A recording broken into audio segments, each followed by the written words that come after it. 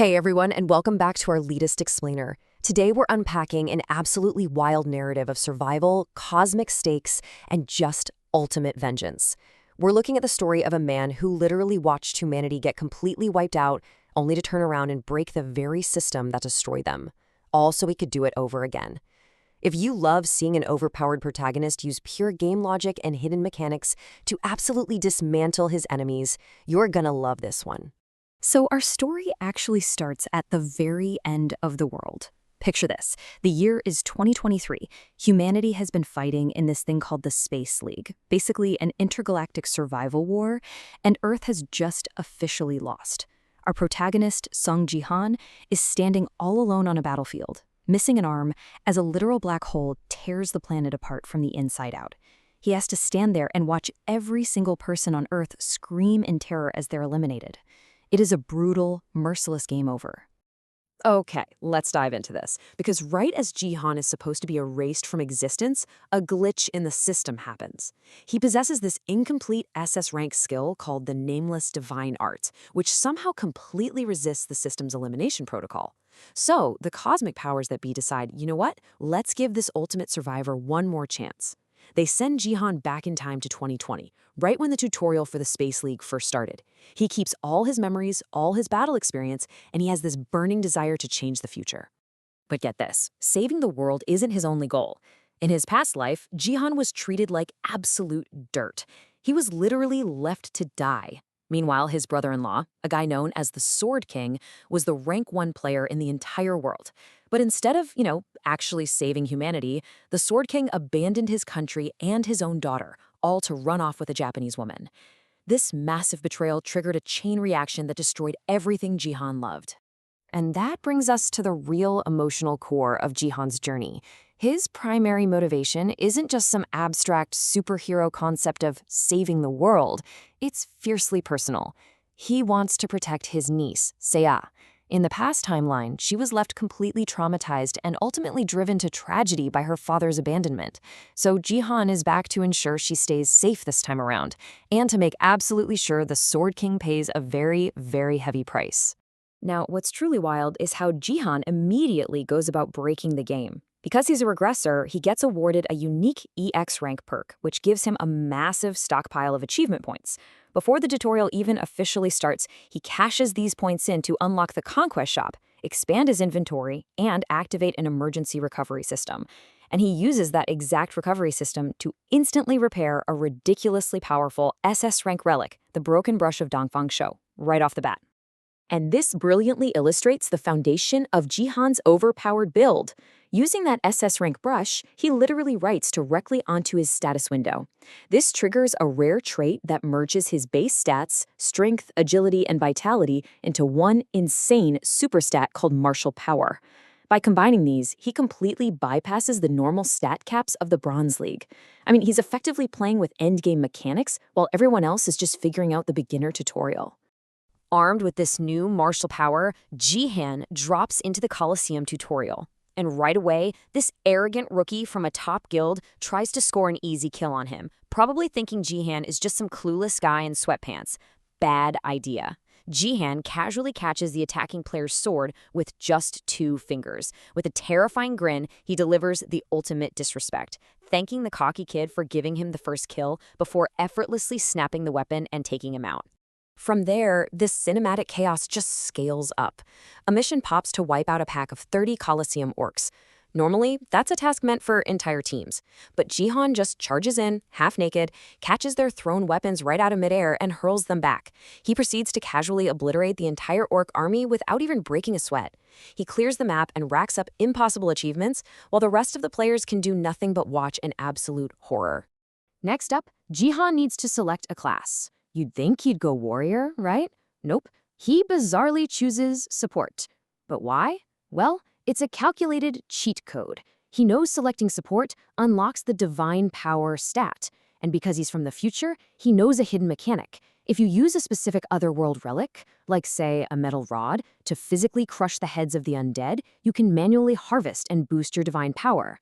So he enters a zombie defense map and just starts literally batting zombies into oblivion to farm his stats. Having totally secured his early power base, Jihan decides to take his vengeance public. He boots up a live stream on BattleTube, which is this massive global platform. He walks right up to the gigantic, revered memorial statue of his traitorous brother-in-law, the Sword King, and then, on a worldwide broadcast, Jihan channels his newly farmed holy power and completely shatters the monument with his bare hands.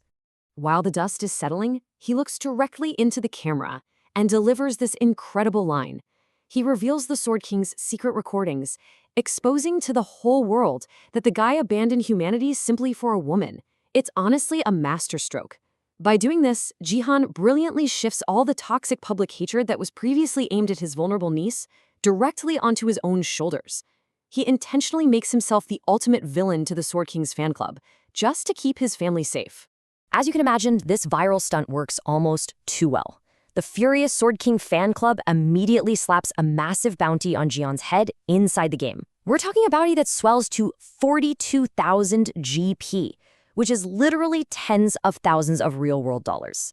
This huge prize draws the attention of this highly arrogant gold-tier streamer known as Golden Light, who intentionally drops down into the Bronze League specifically to troll and execute Jihan for some easy content. But Golden Light has absolutely no idea who he's messing with.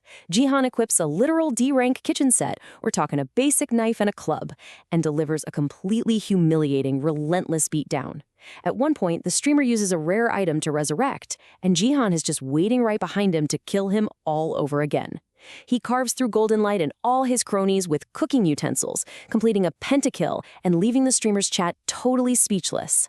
Now, this level of complete dominance doesn't go unnoticed by the higher powers. An epic mission suddenly drops out of nowhere: provoke the Shadow Queen. It turns out Jihan's Colosseum massacre has drawn the gaze of a constellation, an absolute godlike entity from the cosmic tier. Earning the interest of a constellation is totally unheard of in the Bronze League, and Jihan knows that securing this cosmic sponsorship is a massive step towards stopping the apocalypse. To prepare for whatever's coming, Jihan attempts something incredibly dangerous. He takes his secondary mage class and tries to fuse its magic power with his support class's divine power. He has to channel these wildly clashing energies directly through his body's elixir fields. It is an excruciating, near-fatal process that threatens to literally tear his body apart. This is a technique that even the absolute top-ranked players in his past life couldn't master properly. So, the crucial point is the result of this excruciating fusion. He creates something completely new: force. This isn't just physical strength, guys. It's a state of absolute spatial control. Anyone who steps into Jihan's domain is instantly paralyzed. This power effectively turns him into an untouchable god on the battlefield. He drops into another zombie survival map and just completely freezes the entire undead horde in place, effortlessly executing them one by one. This perfectly sets the stage for the top 100 promotion match, where Jihan comes face-to-face with a phantom of Baron Williams. If you remember, in the past timeline, Baron was the rank 1 player who treated Jihan like an absolute dog. Now Baron possesses an overwhelming, diamond-level amount of raw mana, but his control over force is incredibly sloppy. Jihan, on the other hand, relies on absolute, refined tactical fusion. It's quality versus quantity. And the clash is intensely satisfying. Baron unleashes his ultimate Flame Wave, which is this legendary attack that nobody has ever survived. But Jihan, he doesn't just block it, he casually splits the wave in half with a single strike, rushes in and pins the rank 1 player straight to the ground. He completely dismantles Baron both physically and psychologically, calling out his inferiority complex and his heavy reliance on flashy, unearned power. But wait, the promotion match isn't over yet. Suddenly, the entire arena goes pitch black. The constellation, the Shadow Queen, finally makes her descent. Angered by Jihan's provocation earlier, she decides to completely ignore the game's rules. She floods the arena with this dark web of shadows, specifically designed to capture players, bind them, and drag them kicking and screaming into her own dimension. Jihan finds himself trapped, and the Shadow Queen's grip is overwhelming. So in a brutal, highly calculated move, Jihan literally allows the shadows to crush and sever one of his arms just as the timer runs out. It's insane. By sacrificing a limb, he barely escapes her full capture, manages to log out victorious, secures his promotion to the Silver League, and walks away with a staggering 60,000 achievement points. But the terror doesn't stay confined to the game. The constellation's wrath actually bleeds into the real world. A clone of the Shadow Queen orchestrates a brutal assassination attempt right inside Jihan's own home. After a desperate, intense fight that completely destroys his living room, Jihan finally manages to beat the clone down. But as she fades away, she delivers this chilling promise. Next time, you won't be escaping alive. Jihan, completely unfazed, promises to find her real body and wipe her off the map. The stakes have literally never been higher, and Jihan checks the calendar. He realizes he only has exactly 3 months left. Just 3 months until the tutorial period ends, the planetary shields drop, and the horrific Space League officially begins. The cosmic clock is ticking down to the exact moment humanity's extinction started in his past life. So Jihan has successfully hacked the system, avenged his niece's honor, and forged powers that absolutely shouldn't exist. He is stronger than he ever was.